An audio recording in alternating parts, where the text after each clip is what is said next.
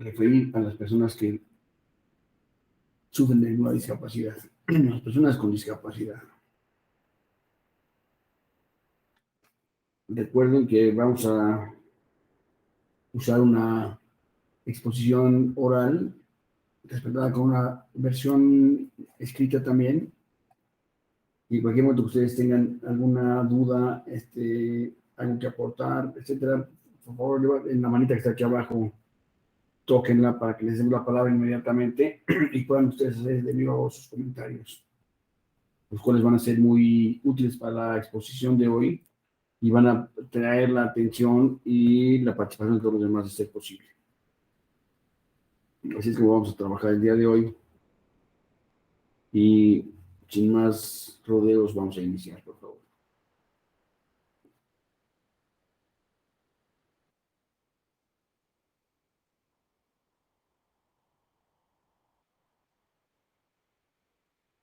Les decía que vamos a ver el día de hoy a las personas en situación de discapacidad del derecho mexicano y frente al derecho electoral. Para hablar de esto hay que empezar viendo qué es la vulnerabilidad. Quisiera referirme a esto en primer lugar. De acuerdo con el diccionario de la Real Academia de la Lengua Española, se define como vulnerable, del latín vulnerabilis, a quien puede ser herido o recibir alguna lesión física, moral o intelectual.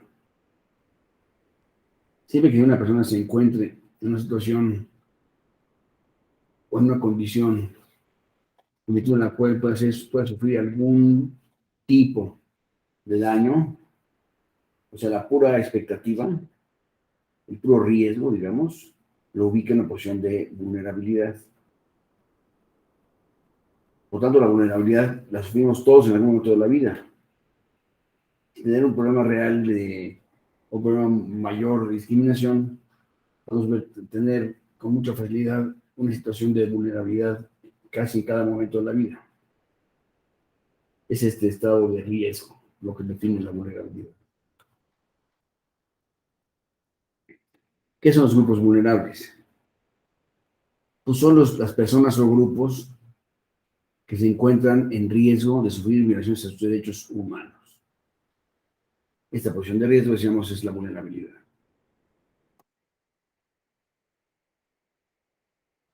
La vulnerabilidad nace o se incrementa por intolerancia de la sociedad o por prejuicios de la misma sociedad contra determinados grupos de personas que tienen alguna característica diferente a las nuestras, lo cual los hace en ese momento discriminados por el simple hecho de contabilizarlos como una persona distinta, ya lo está haciendo vulnerable y discriminado. Que se refieran a cualquier circunstancia de su clase, origen étnico, preferencia sexual o cualquier otra característica que los defina. Así podemos hablar de los altos y los chaparros, los gordos y los flacos, y así estaríamos de alguna manera todos incluidos en el riesgo de ser incluidos en una condición de esa naturaleza. Esos principios dan origen a prácticas discriminatorias que constituyen un serio obstáculo para garantizar el respeto a la dignidad y a los derechos humanos, a la dignidad de las personas y a sus derechos humanos. El Tribunal Electoral del Poder Judicial de la Federación es responsable de impartir justicia en materia electoral en el ámbito federal fundamentalmente. Entonces, ¿qué hace un tribunal electoral hablando de derechos humanos, verdad? Y menos aún de personas con discapacidad, caray. La función esencial del tribunal es resolver las controversias que se presentan a propósito de las elecciones, de los procesos electorales.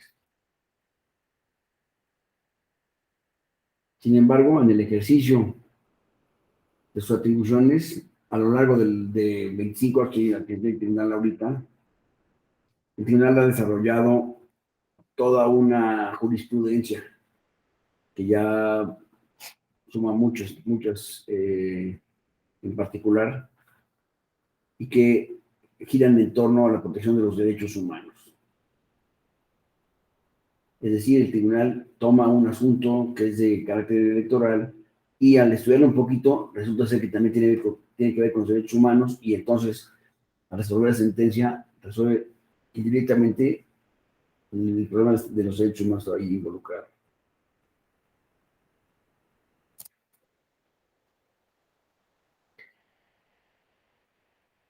La discriminación se presenta como parte de una costumbre de la sociedad. Eso es muy importante tener en cuenta.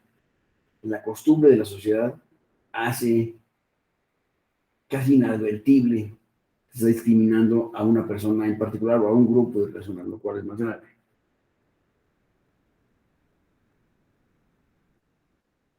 La indefensa de la sociedad ante las diferencias que existen en la sociedad permanece en el escenario colectivo y persiste impidiendo el acceso real de los derechos humanos de todas las personas que integran esa sociedad. Una democracia, a pesar de manifestarse de varias formas, es verdaderamente eficaz solamente si es inclusiva. Entonces vamos a hablar ahora sí de la justicia inclusiva, de aquí en adelante, ¿no?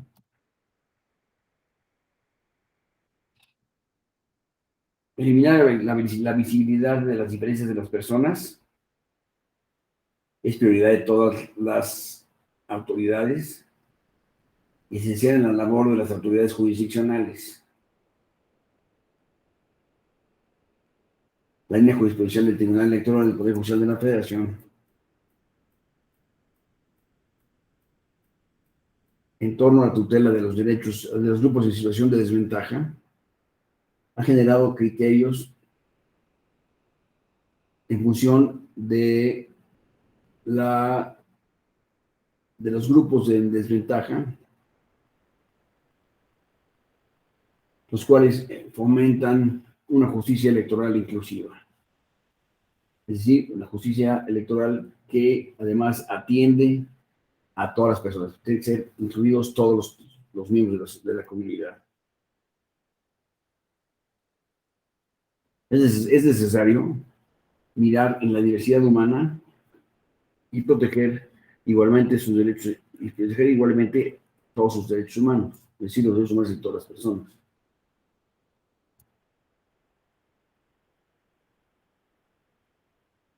Decíamos que la labor de la justicia inclusiva, justicia electoral inclusiva, consiste en juzgar con perspectiva incluyente, con lo que se protege la ciudadanía completa, desde la diferencia en un marco de igualdad con los demás.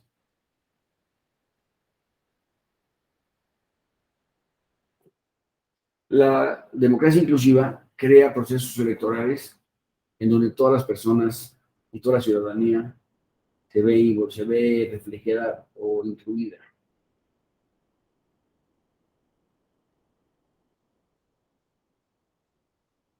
Y requiere de juzgadores electorales que eliminen barreras y generen plataformas ajenas de prejuicios a través de decisiones incluyentes o inclusivas. ¿Sí?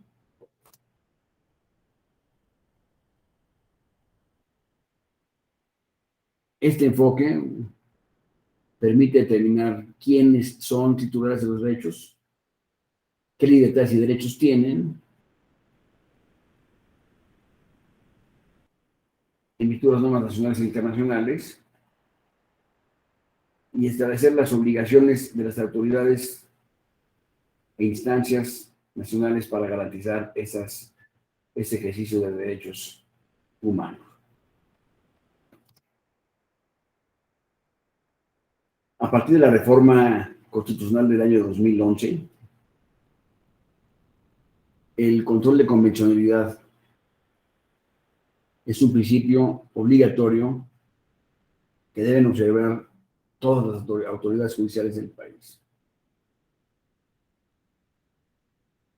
Así, el Tribunal Electoral aplica los principios de interpretación conforme, maximización de las normas, de los derechos humanos, pro persona, en concordancia con la Convención Americana de los Derechos Humanos. Eso es de acuerdo con su mandato constitucional, por el cual están obligadas todas las autoridades judiciales a comportarse de esta manera.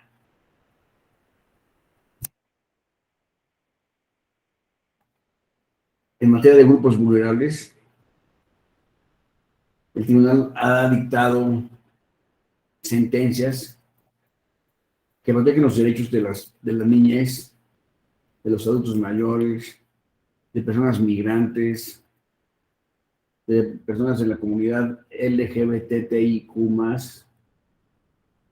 personas en situación de cárcel, personas en condición de calle y personas también que se consideran con alguna discapacidad física, mental, intelectual o sensorial, como puede ser visual o auditiva. Entonces, lo que quiero resaltar aquí es que un tribunal que se dedica fundamentalmente a la materia electoral ha ido con el objeto de resolver lo que se va presentando a su consideración, ha ido resolviendo asuntos que involucran a muchas personas a su alrededor, como son los indígenas, las mujeres, los adolescentes y los niños. Y todas estas personas se ven con alguna cuestión o algún asunto que requiere sentencia del Tribunal Electoral, quien al momento de dictarlo se da cuenta que en este proceso están involucrados derechos humanos, entonces los tiene que favorecer y fortalecer.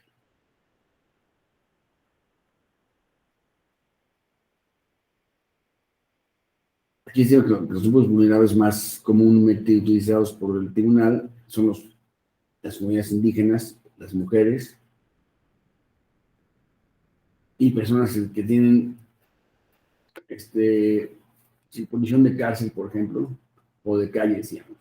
Aquí me es interesante mencionar que las mujeres, aquí se dice que las mujeres son consideradas de alguna manera en situación de discapacidad. Por supuesto que eso no es real, pero la costumbre nacional ha visto siempre a la mujer en una posición inferior y esta posición inferior le genera una limitación de sus derechos humanos. Y entonces el tribunal se ha dedicado mucho, entre otras cosas, a defender los asuntos que se refieren a mujeres que han ido a pedir justicia al tribunal y se encuentran con la puerta abierta para que puedan entrar a la justicia electoral inclusiva y así han rescatado muchos derechos propios de las mujeres. Tanto en la participación política como en la protección y sanción de las violencias políticas de género. No sé. Así el tribunal ha resuelto los siguientes grupos de condición de desventaja: comunidades y pueblos indígenas, mujeres, migrantes, mexicanos por naturalización y mexicanos con doble nacionalidad también requieren protección de los derechos humanos, fíjense. Personas con discapacidad, indudablemente, comunidad LGBTIQ+, el siguiente, por favor. Personas en situación de cárcel, en condición de calle, niñas, niños y adolescentes, y adultos mayores. Todo este grupo de personas, todos esos grupos de personas han sido usuarios del Tribunal Electoral quienes han recibido sentencias de protección a sus derechos humanos. Vamos a ver ahora las personas con discapacidad que quedan, las que nos ocupan el día de hoy.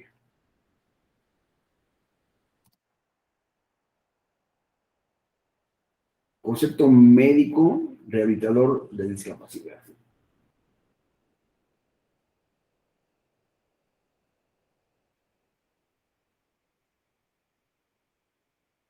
Aquí estamos citando una ley española, que es la integración social de los minusválidos. Aquí en lo que menciona la ley española, a quienes consideran minusválidos y cómo se empieza a proteger en la legislación española. Esto, por supuesto, se traduce o se presenta en casos semejantes en México, y aquí se va desarrollando una nueva cultura mexicana que va en función de estas diferencias de unas personas y otras. Vamos a ver si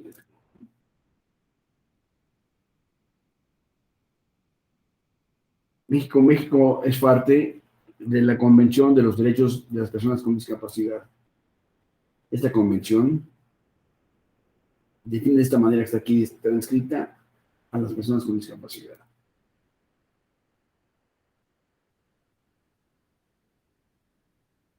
Personas que incluyen, que tengan diferencias físicas, mentales, intelectuales o sensoriales,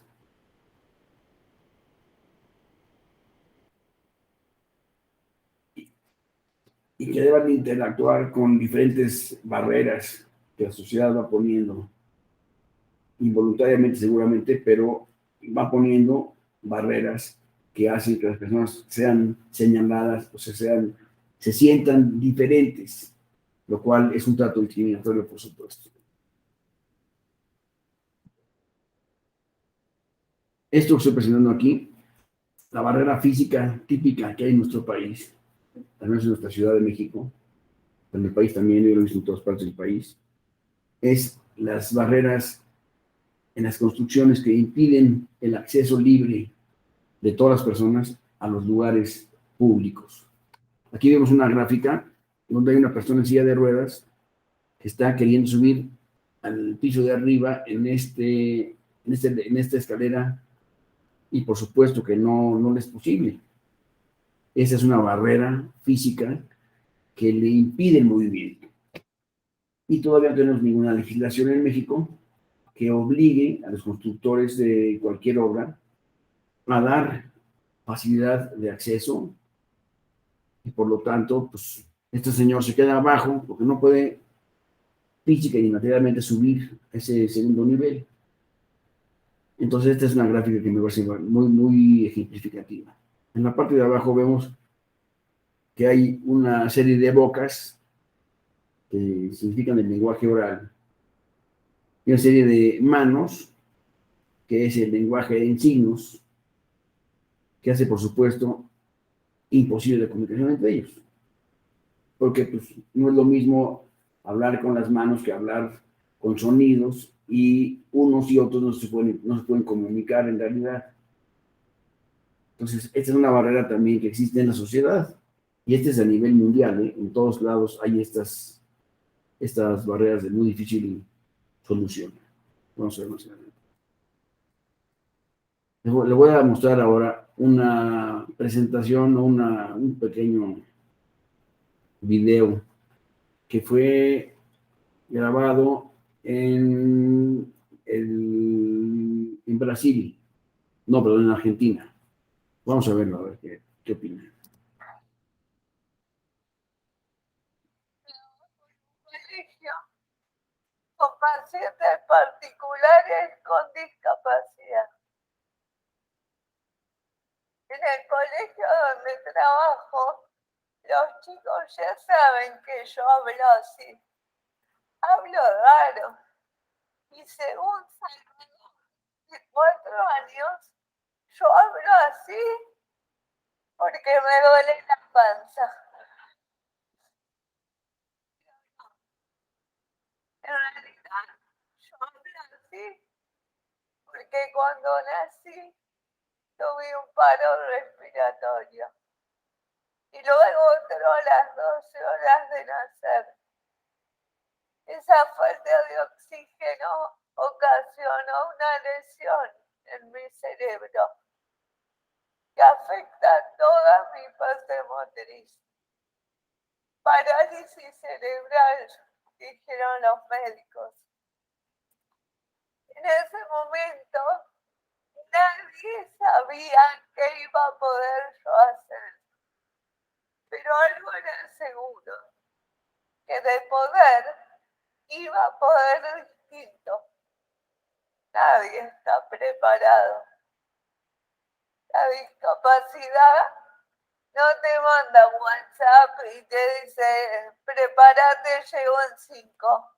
En todo caso, la mejor forma de estar preparados es valorando la diversidad como parte de lo cotidiano, valorando a cada alumno, a cada persona por lo que puede dar.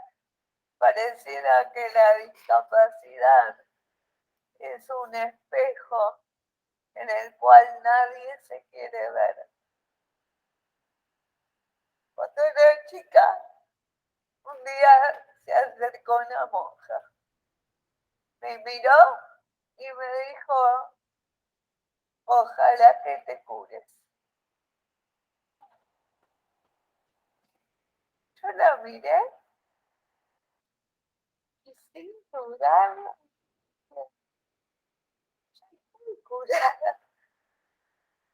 Claro, porque en todo caso, curarme o aprender a convivir con lo que me pasa.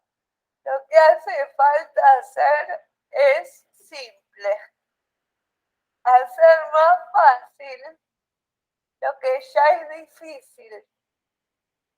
No somos pobrecitos y tampoco somos angelitos. No somos especiales.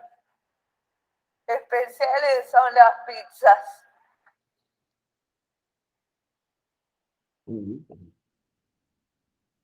Así es.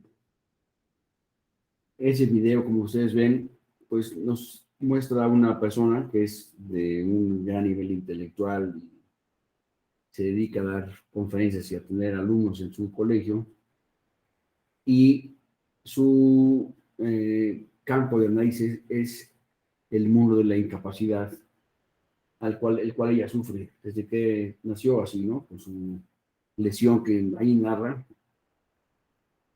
y creo que lo puede sensibilizar muy bien. Recuerdas la sensación de ella en relación con su problema, sin ser una jovialidad, tampoco la tiene, no tiene tampoco hundida en una depresión espantosa, lo cual es muy común que nosotros pensemos, ven que tiene alguna discapacidad, que debe permanecer en una situación de depresión brutal, y no necesariamente es así, ¿eh? Pero en fin, ese es el caso que lo quería presentarles. ¿Cómo se define la discriminación por motivo de discapacidad? Cualquier distinción, exclusión o restricción por motivos de discapacidad que tenga el propósito de obstaculizar o dejar sin efecto el reconocimiento, goce y ejercicio de la igualdad de condiciones de todas las personas, es lo que lleva a cabo es lo que constituye la discapacidad.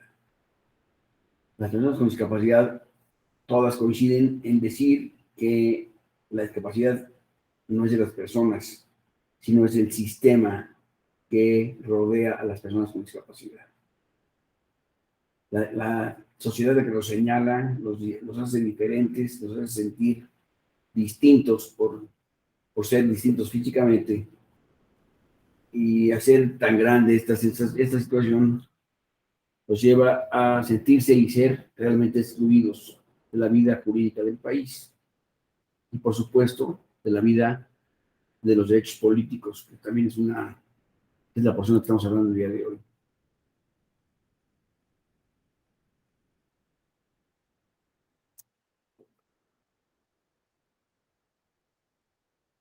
¿Qué son los ajustes razonables que se hacen para tratar de ir equilibrando las cosas con personas con discapacidad? Son modificaciones y adaptaciones necesarias y adecuadas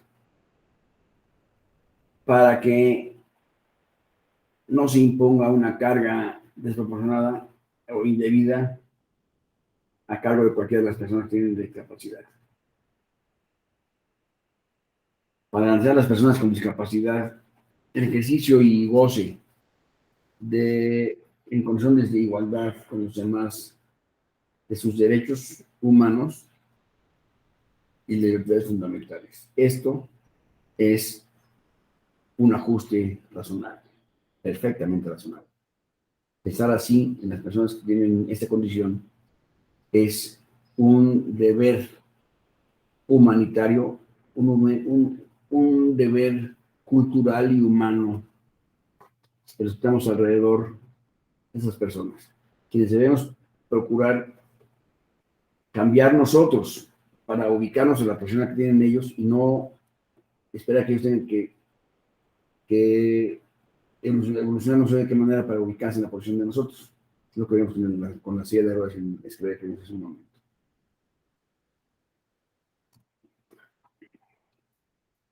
En el año de 2016 se llevó a cabo un estudio en México respecto a las personas para ver cuáles eran los grados de discapacidad que existían en México. Se hizo un ejercicio muy sencillo, que era un cuestionario para resolver las siguientes preguntas, perdón. Eso es razón de que, eso es 2014. En virtud de que en México había 6% de la población que tenía alguna dificultad en el desempeño de los dominios. Vamos a mencionar ahorita que era para todos el mismo cuestionario.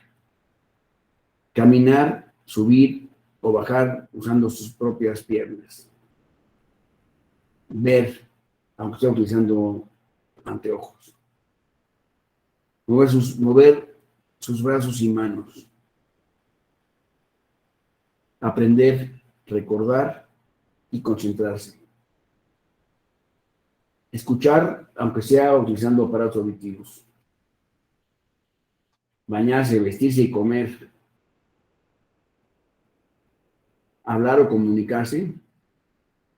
Y sufrir problemas emocionales o mentales. Estas muy sencillas cuestiones es lo que nos permitía medir grados de discapacidad. Y como ustedes ven, en 2016 teníamos 6% de la población en estas condiciones. Vamos a ver, adelante. Aquí hablamos de qué tipos de discapacidad existen. Discapacidad física, discapacidad intelectual, discapacidad mental o psicosocial, discapacidad sensorial, que es la falta de discapacidad de visión o de audición.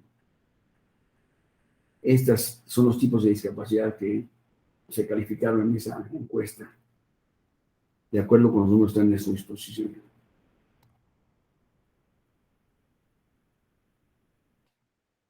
El artículo 12 de la Convención de los Derechos de las Personas con Discapacidad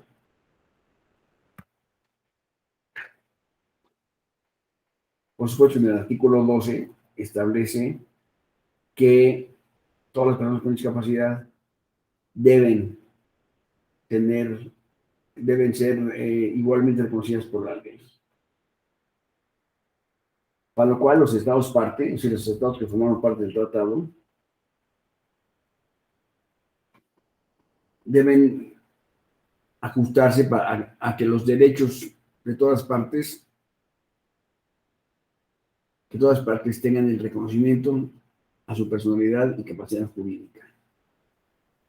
Lo que eso hoy es un tema que cada vez nos pasa menos en México, pero todavía sigue existiendo este rezago de ubicar a una persona que tiene problemas motrices con que tiene problemas mentales, lo cual no significa necesariamente una cosa con la otra, no son cosas diferentes, ¿verdad?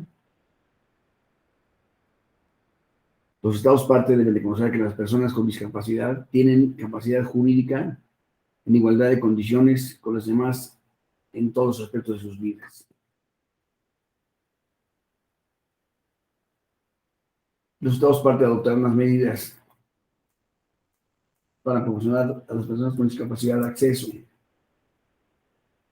y apoyo que van a necesitar para igualar su condición jurídica con la de los demás.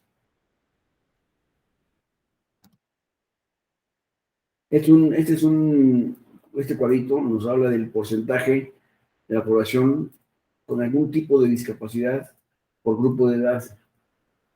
De 0 a 17 años, el 2% de la población tiene algún tipo de discapacidad. De 18 a 29 años, el 1.9% de la población lo tiene. De 30 a 59 años, el 3.9% de la población presenta algún tipo de discapacidad.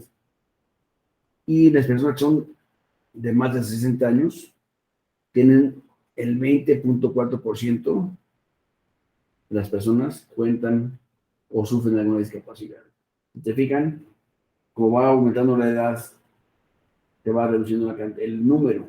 Es decir, a personas más jóvenes tienen mayor incidencia de casos de discapacidad. Esos son datos del INEGI del 2020.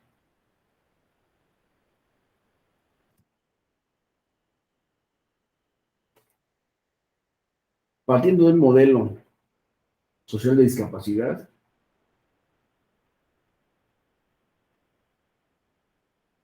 todas las personas que enfrentan una condición de barreras sociales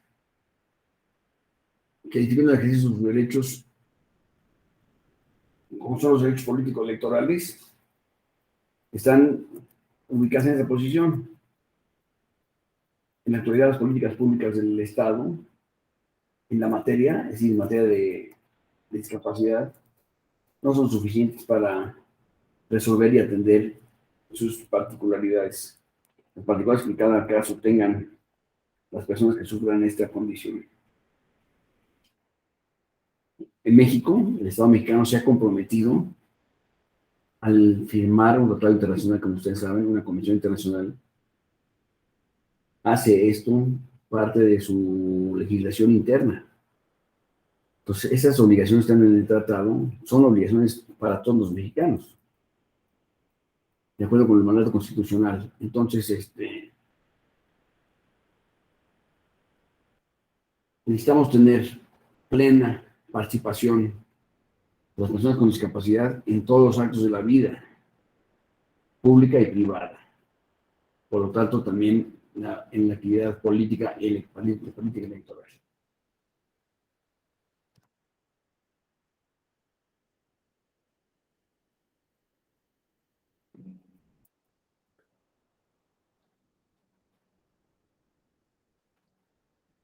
México está comprometido a realizar todos los mecanismos necesarios para tener al alcance de toda la población los derechos humanos que les corresponden. Aquí está la gráfica, en el segundo párrafo de esta gráfica pueden ver lo que dice la convención literalmente.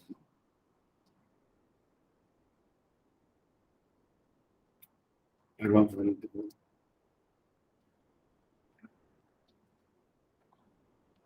Para que sean efectivos la realización de los derechos políticos electorales de las personas con discapacidad, el Estado debe garantizar condiciones de igualdad y no discriminación e inclusión incorporando medidas definitivas o afirmativas.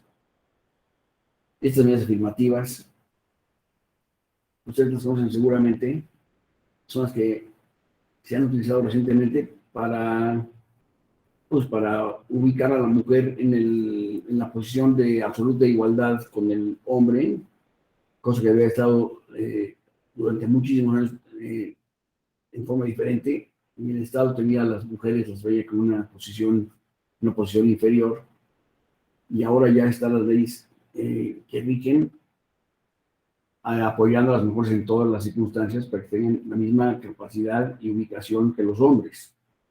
En este mismo sentido, se está llevando a cabo en legislaciones y adaptaciones legislativas para que las personas con discapacidad también tengan esta igualdad y plenitud con las personas que no tengan esta discapacidad.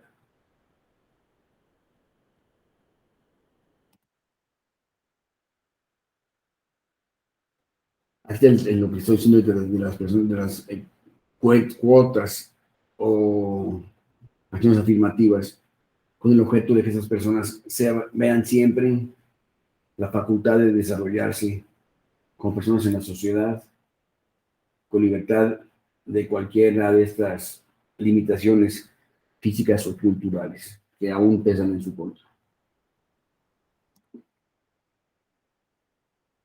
La ley federal para prevenir y eliminar la discriminación define las acciones afirmativas, ahí se dice cómo las define, como acciones de carácter temporal, que no se pretende que estén vigentes mientras se corrige el problema que están pretendiendo solucionar. Y esta es la situación que tenemos todos a nuestro alcance.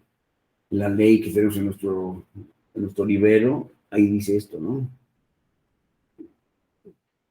Es increíble que en la sociedad mexicana hayamos generado una desvisualización de las personas con discapacidad, a grado tal que no sabemos que existen. Damos por sentado que todos son iguales a nosotros, y no son iguales a nosotros, son despreciados o despreciables. Y esto, sin ser una clase de catecismo, considero que es absolutamente incorrecto, indebido, innatural. En fin, debe desaparecer esta práctica en todos nosotros, por supuesto.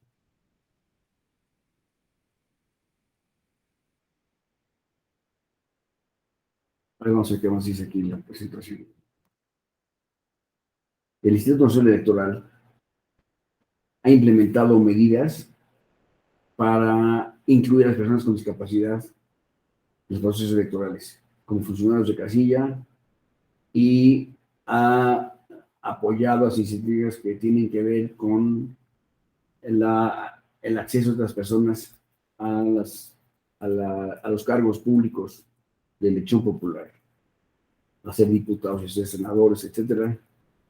Se ha apoyado a las personas con discapacidad para tener estos beneficios. Inclusive ha establecido en las urnas electorales mecanismos que tengan que tener acceso irrestricto a sillas de ruedas que puedan desplazarse por toda la casilla electoral sin ninguna dificultad, cosa que antes no existía, ¿eh? Parece ridículo, pero no existía.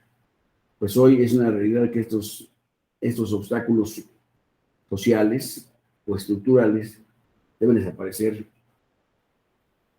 y es lo que está procurando hacer el Instituto Nacional Electoral, inclusive al procurar que existan figuras de candidaturas de personas con discapacidad. Ya existen hoy acciones afirmativas que establecen que las personas con discapacidad tienen un derecho prioritario a formar parte de los procesos electorales como candidatos o candidatas a cargos de elección popular.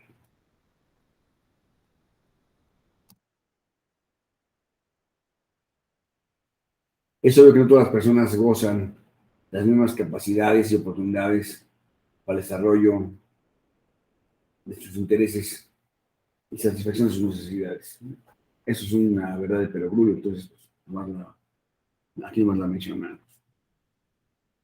En el país y en el mundo, yo creo, todos aspiramos a que todas las personas gocemos de una igualdad frente a las autoridades y frente a la ley en forma irrestricta.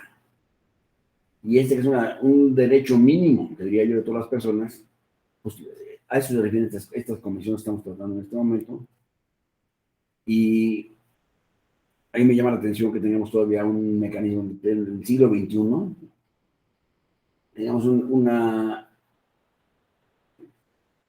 una serie de retrasos, como estamos ahorita mencionando, como esos de las secretarias que vamos a mencionar, en fin.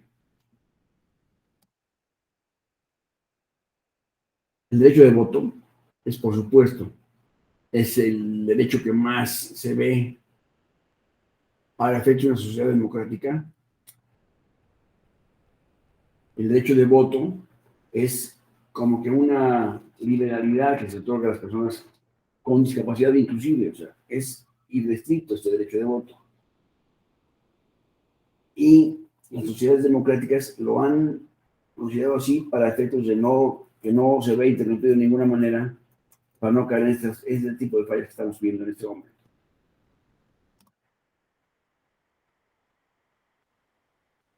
Aquí tengo algunos de los derechos político-electorales de las personas de acuerdo con la Constitución General de la República, como son el derecho de votar, el derecho a ser votado, el derecho a asociarse libre y pacíficamente para formar parte de asuntos políticos y la afiliación a partidos políticos. Todos estos son derechos que tenemos todos y también, por supuesto, las personas que tengan una discapacidad.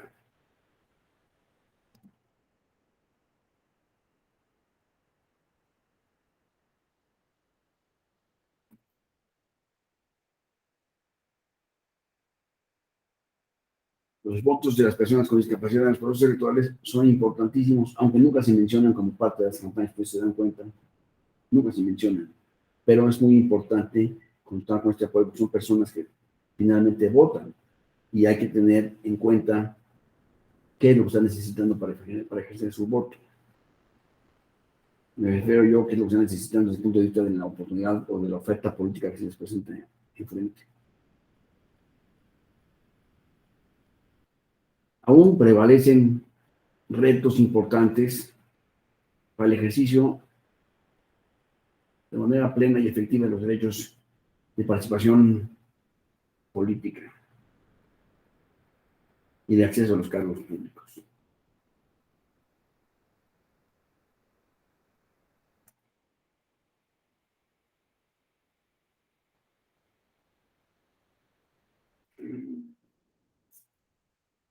Y regreso a lo que dijimos hace un rato, esto nos lleva a regresar la idea de que tienen plena capacidad jurídica. Y el de estar mal de una pierna, de un brazo o ser invidente no afecta a la posibilidad de tener capacidad jurídica y restricta. Ser libres de pensamiento, libres de actuación, etcétera, aún con nuestras limitaciones de discapacidad.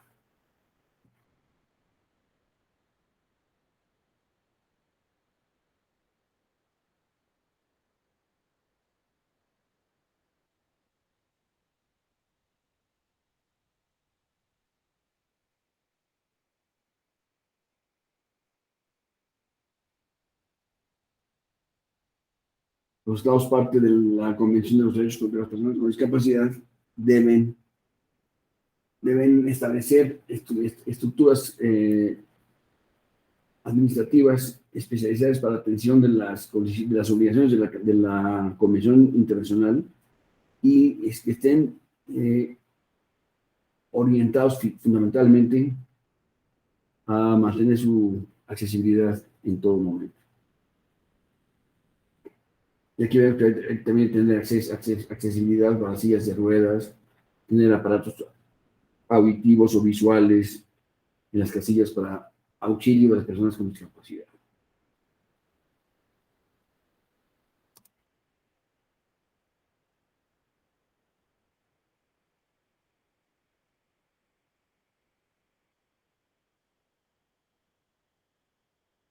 Y contar con los espacios y entornos propios para que las personas con discapacidad puedan desempeñarse y desarrollarse dentro de una obra, de una construcción o de una edificación, es fundamental.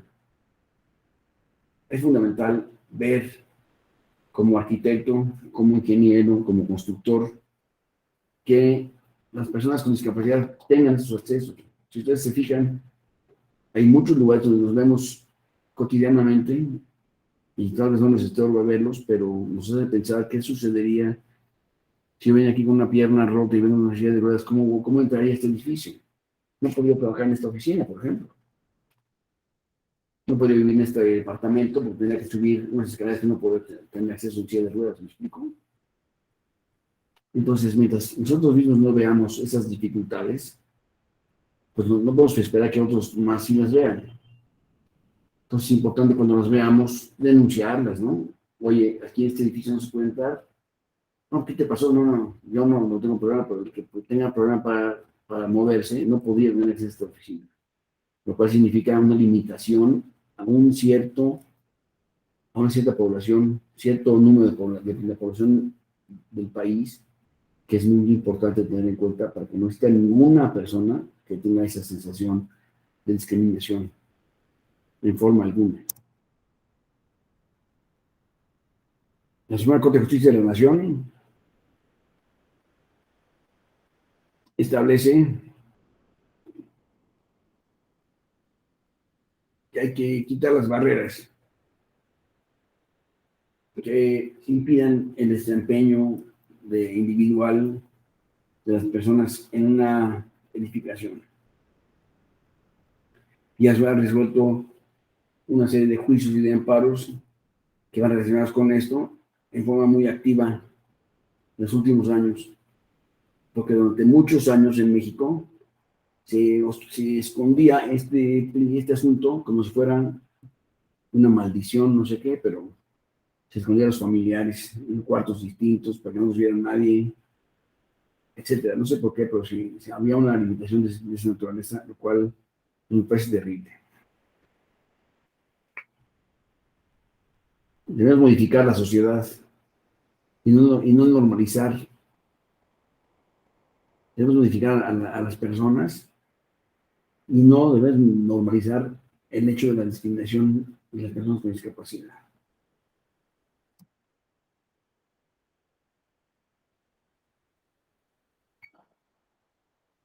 La igualdad y la no discriminación fungen como principios traducidos en derechos.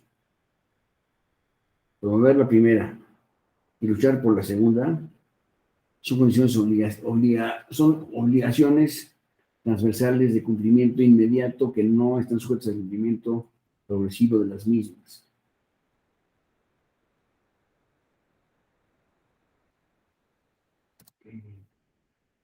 Estos son algunos expedientes que ha resuelto el Tribunal Electoral al tener este tipo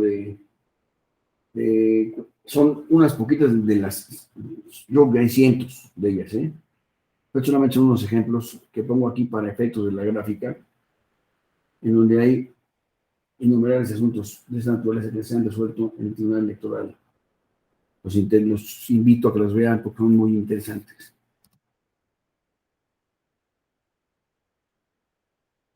Aquí hay uno más.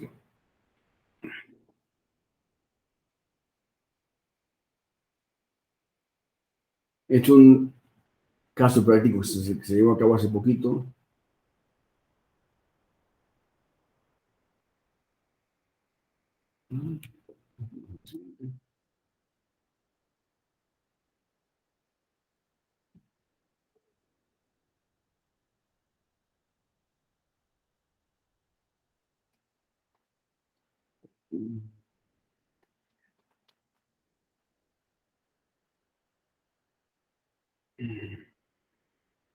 Son puntos, argumentos que se utilizaron en el juicio que acabo de presentar anteriormente a esta página.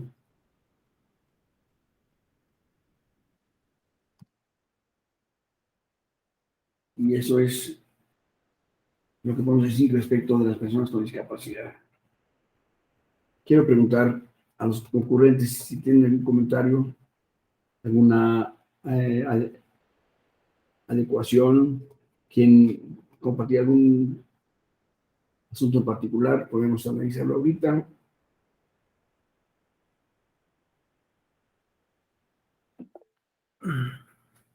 Fidel. Hola, ¿qué tal? ¿Se escucha? Sí, perfectamente. Perdón. Una disculpa por el video, pero por más que quise moverle, no me pude conectar con la cámara a la computadora. Bueno, ya yo lo he comentado varias veces con anteriores compañeros y maestros, pero aquí en Aguascalientes vamos a implementar un programa que se llama voto anticipado, en donde se va a permitir, gracias a, en este caso, por parte del Instituto Nacional Electoral, em, que las personas mayores de 65 años y con alguna discapacidad que se haya pronunciado en el registro cuando sacó su credencial, van van a poder votar en este mes previo a la jornada electoral. ¿Esto qué implica? Una mayor facilidad a estas personas para poder ejercer su voto. Actualmente sigue siendo como está haciéndose como un prototipo, pero lo que me hace mucha énfasis al respecto es de que ya se esté viendo este tipo de acciones, en este caso por parte del Instituto Nacional Electoral. Nosotros en particular teníamos algunas inquietudes al respecto, me refiero no a aplicarlo, sino que no teníamos el presupuesto. Bueno, generalmente en todos, y no me dejan mentir mis compañeros, que siempre el problema para nosotros como autoridades administrativas, siempre tenemos problemas en cuanto al presupuesto y tener, algunas áreas de logística para poder aplicar esto. Afortunadamente, se dio por parte del Instituto Nacional Electoral y ahora se va a aplicar.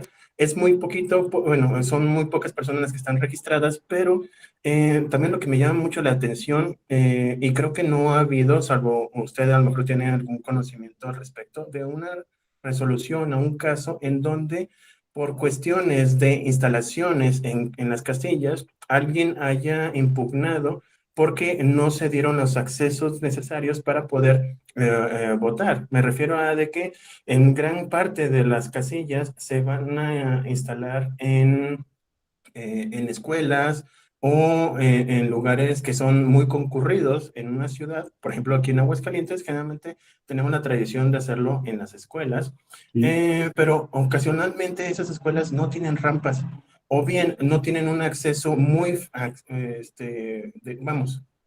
mejor dicho, fácil acceso a las personas con alguna discapacidad motriz y por lo tanto no puedan votar.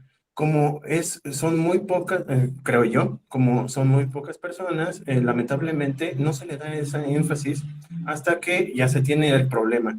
No sé si usted recuerde un caso en particular en donde alguien haya impugnado, bueno, en este caso, por cuestiones de eso, de no tener rampas o algo por el estilo, se haya quejado.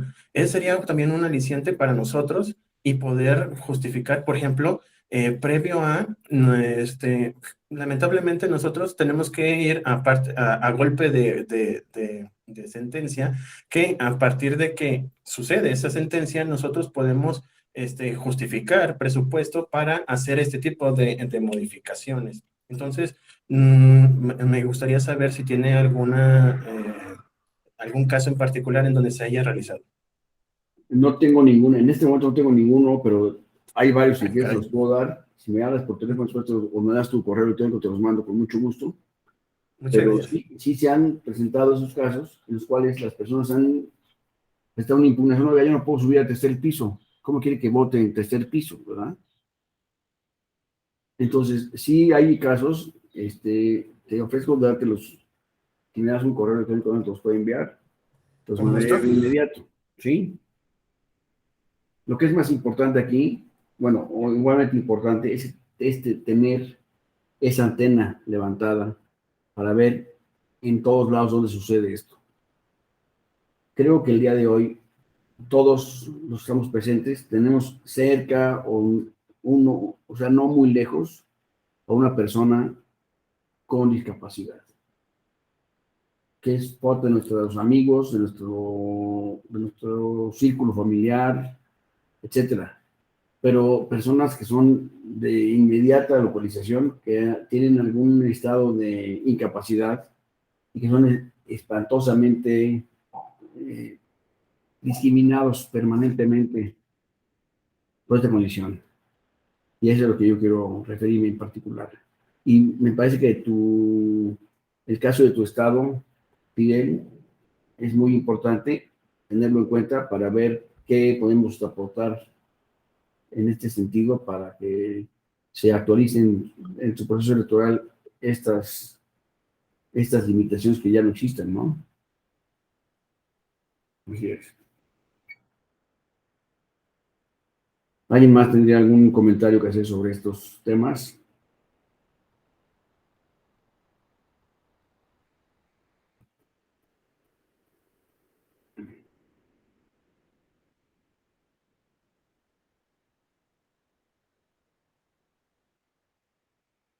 Bueno, pues de no existir ninguna intervención, yo daría por terminado la cuestión en este momento y quedo a sus órdenes para cualquier comentario adicional.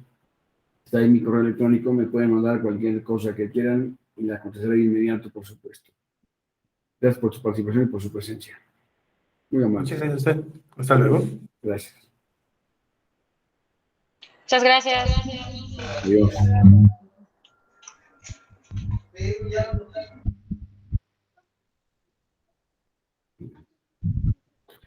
Listo.